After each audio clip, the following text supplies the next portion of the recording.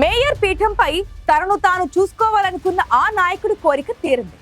ఎత్తులు పై ఎత్తులేసి పాత పాలక వర్గాన్ని కూలదోసి మేయర్ గా బాధ్యతలు చేపట్టి అప్పుడే 10 నెలలు అయిపోయింది.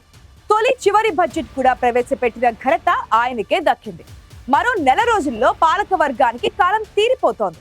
మరిప్పుడు ఆ గ్రేటర్ మున్సిపల్ కార్పొరేషన్ భవిష్యత్ ఏంటి? మళ్ళీ ఎన్నికలు జరుగుతాయా, లేదంటే పాత చరిత్రే పునరావృతం అవుతుందా? ఇప్పుడిదే అక్కడి హాట్ టాపిక్. ఇంతకీ ఎవరా నాయకుడు? ఏ కార్పొరేషన్ లో ఉంది సందిగ్ధ పరిస్థితి?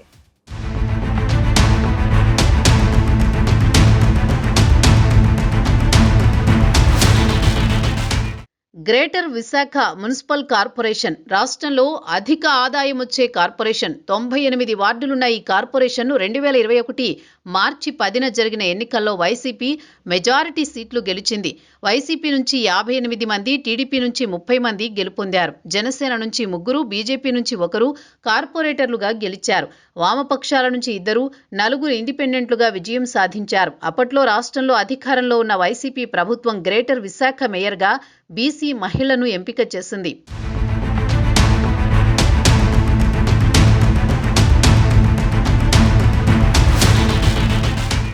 కాలం మారింది. 2024లో కూటమి ప్రభుత్వం రాష్ట్రంలో అధికారంలోకి రాగానే విశాఖ కార్పొరేషన్లో కొత్త రాజకీయం మొదలైంది.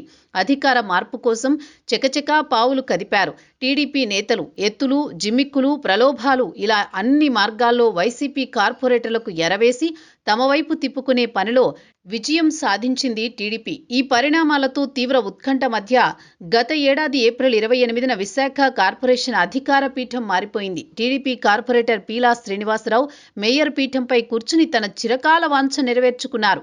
ఆయన ఆ సీట్లో కూర్చునేటప్పటికే గ్రేటర్ విశాఖ నగరపాలక సంస్థ పాలకవర్గం పదవీ కాలం ముగియడానికి 10 నెలల కాలం మాత్రమే మిగిలి ఉంది.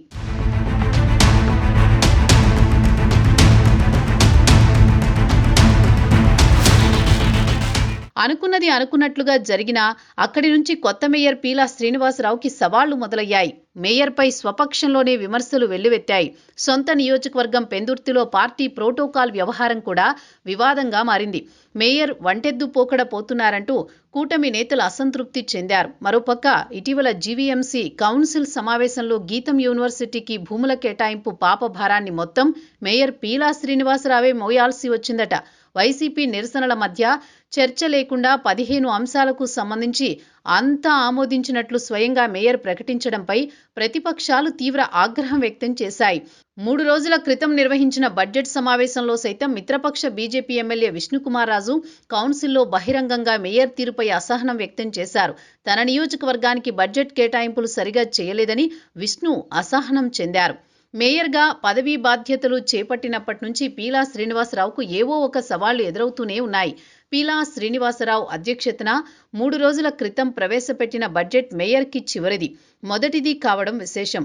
నెల రోజుల్లో పదవీకాలం ముగుస్తుండటంతో మరో సమావేశం నిర్వహించే అవకాశం కూడా లేదంటున్నారు నిపుణులు. మేయర్ కావాలన్న కోరిక తీరినా పదవీకాలంలో ఆయనకు మనశ్శాంతి కొరవడిందని అనుచరులు అంటున్నారు. జీవీఎంసీ పాలకవర్గం పదవీకాలం దగ్గర పడుతుండటంతో కార్పొరేషన్ రాజకీయ ముఖ చిత్రం ఆసక్తికరమైన మలుపు తిరుగుతోంది. రాజకీయ వర్గాల్లో ఇటు నగర ప్రజల్లో భవిష్యత్తు పరిణామాలపై ఉత్కంఠ నెలకొంది.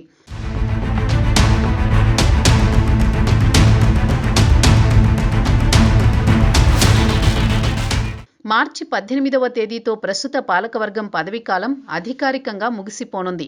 నిబంధనల ప్రకారం మార్చి 7వ తేదీ తర్వాత ఎటువంటి కౌన్సిల్ సమావేశాలు నిర్వహించే అవకాశం లేకపోవడంతో ఉన్న కొద్దిపాటి సమయంలోనే వీలైనన్ని స్థాయి సంఘ సమావేశాలు నిర్వహించి పెండింగ్ పనులను చక్కబెట్టే పనిలో యంత్రాంగం నిమగ్నమైంది.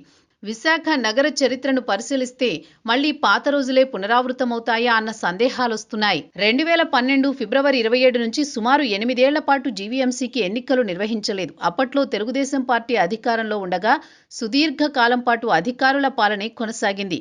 వైఎస్ జగన్మోహన్ రెడ్డి ముఖ్యమంత్రిగా బాధ్యతలు చేపట్టాక 2021లో గ్రేటర్ విశాఖకు ఎన్నికలు నిర్వహించగా వైసీపీ విజయం సాధించి పాలనా పగ్గాలు చేపట్టింది.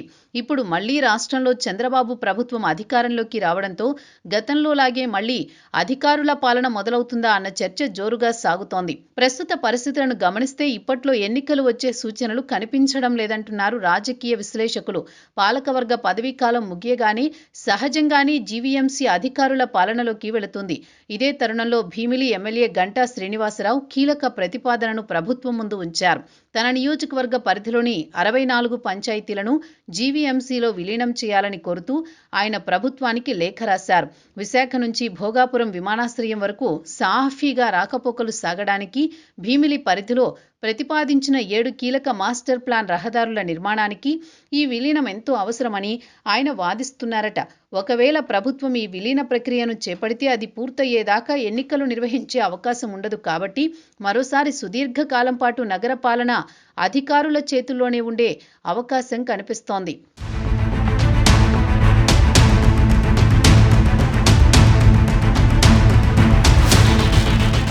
సవాళ్లు ప్రతి సవాళ్లు 5 ఏళ్ల కాలంలో ఎన్నో మార్పులు, వివాదాలకు సాక్షిగా మారిన జీవీఎంసీ పాలకవర్గం పదవీకాలం ముగిశాక అధికారులతో పనులు చేయించుకుందామని ఎదురు చూస్తున్నారట కాంట్రాక్టర్లు. ప్రస్తుత పాలకవర్గంలో పర్సంటేజీల తేడాలు భారీగా ఉన్నాయని, వాటిని భరించడం తమ వల్ల కాదంటున్నారట. ఈ నెల రోజులు కళ్లు మూసుకుంటే అయిపోతుందని వారికి సలహా ఇస్తున్నారట కొందరు అధికారులు.